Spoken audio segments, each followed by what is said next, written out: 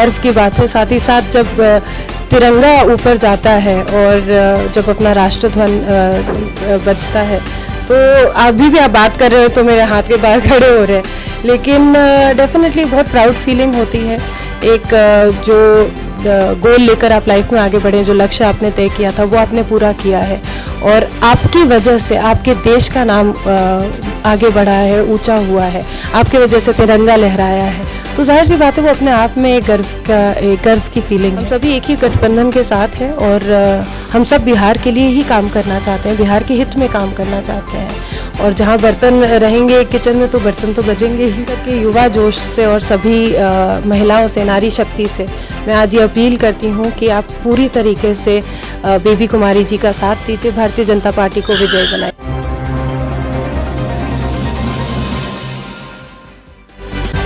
अपनी काबिलियत से तिरंगा लहराना सौभाग्य की बात है, और ये सौभाग्य में जो शिरकत है वो गर्व की बात है। नमस्कार, न्यूज एक्सप्रेस इंडिया देख रहे हैं आप, मैं प्रिंस राज, और आज हमारे साथ वो शख्सियत हैं जो भारत के उस तिरंगे को, उस गौरवपूर्ण तिरंगे को कई बार अंतर्राष्ट्रीय मंचों पर अपनी काबिलियत से लहराया है। श्रेयसी सिंह की हम बात कर रहे हैं, भाजपा से विधायक हैं जमुई से, और जिस तरीके से ये अपने खेल के माध्यम से, शूटिंग के माध्यम से एक पैशन को अपने उस मंच तक ले गई, और उसके बाद जो है राजनीति में भी लगातार अपने निशाने से विरोधी को चित करती नजर आई है। सबसे पहले तो स्वागत करते हैं श्रेयसी जी आपका। धन्यवाद।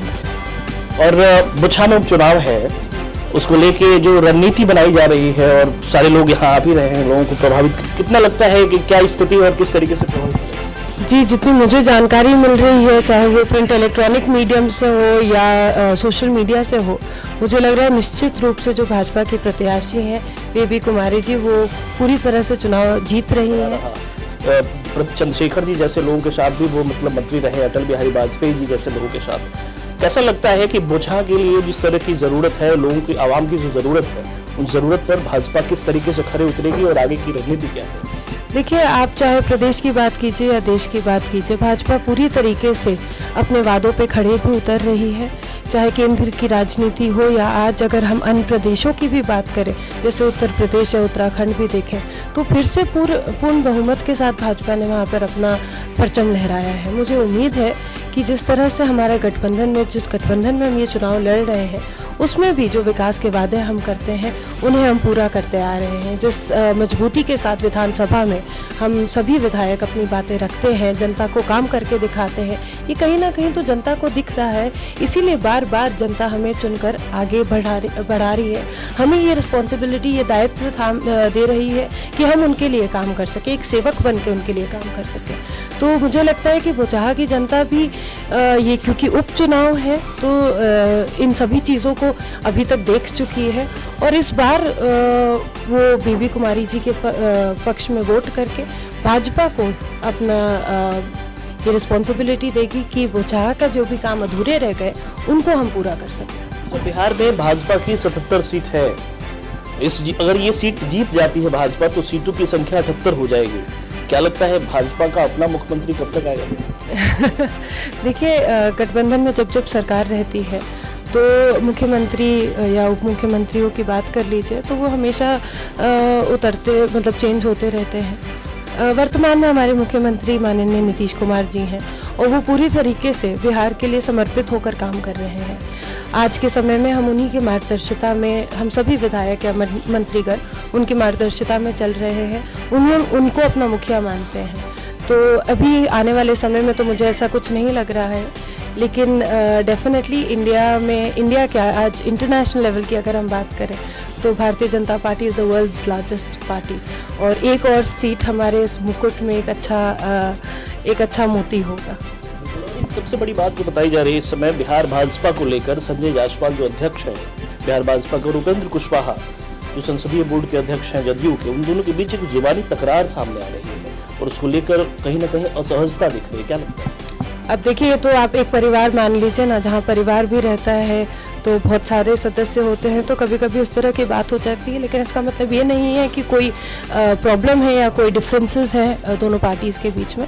हम सभी एक ही गठबंधन के साथ हैं और हम सब बिहार के लिए ही काम करना चाहते हैं, बिहार के हित में काम करना चाहते हैं, और जहाँ बर्तन रहेंगे किचन में तो बर्तन तो बजेंगे ही। एक सवाल एमएलसी चुनाव को लेकर अगर हम लोग बातचीत करें तो भाजपा कहीं ना कहीं एमएलसी चुनाव में थोड़ा नुकसान में दिख रही है। क्या लगता है, क्या और कमी रह गई थी जिसको पूरा करने की जरूरत है? मुझे लगता है कि देखिए, एमएलसी चुनाव और एमएलए चुनाव दोनों ही अलग अलग तरह से होते हैं। एक तरफ जनता आपको मैंडेट देती है, जबकि एमएलसी चुनाव में तो सभी जीते हुए जनप्रतिनिधि होते हैं। यहाँ पर हम जनता की सेवा के लिए आए हैं, जनता से वोट मांगने आए हैं, और जिस तरह से मैंने आपको पहले भी बताया, अन्य राज्यों में देख लीजिए या सेंट्रल गवर्नमेंट की बात कर लीजिए, पूरी तरह से जनता भारतीय जनता पार्टी के साथ है। एक सवाल जो कि बहुत जरूरी है आपसे पूछना, चूंकि अंतर्राष्ट्रीय मंचों पर बराबर तिरंगा लहराने का गौरव आपको भी प्राप्त हुआ है और आपके साथ साथ सहभागिता भी रही है लोगों की। दरअसल वो क्षण, उस क्षण के बारे में जरा लोगों को बताएं जब हाथ में तिरंगा होता था और राष्ट्र ध्वज जब बजता था, किस तरह की अनुभूति है? तिरंगा तो आज भी है हाथ में, आज भी हम भारतीय निशानेबाजी दल के एक अहम हिस्सा है, और जिस क्षण की आप बात कर रहे हैं उनको शब्दों में बयां नहीं कर सकते हैं। एक गर्व की बात है, साथ ही साथ जब तिरंगा ऊपर जाता है और जब अपना राष्ट्रध्वज बजता है, तो अभी भी आप बात कर रहे हो तो मेरे हाथ के बाहर खड़े हो रहे हैं, लेकिन डेफिनेटली बहुत प्राउड फीलिंग होती है।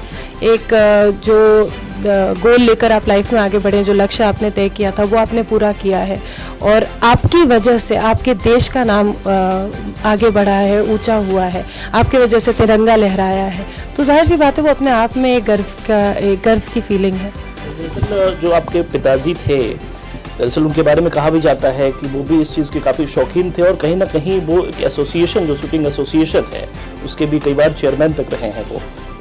ये चीज़ जो आपके अंदर जो शूटिंग की भावना आई, वो कहाँ से आई थी?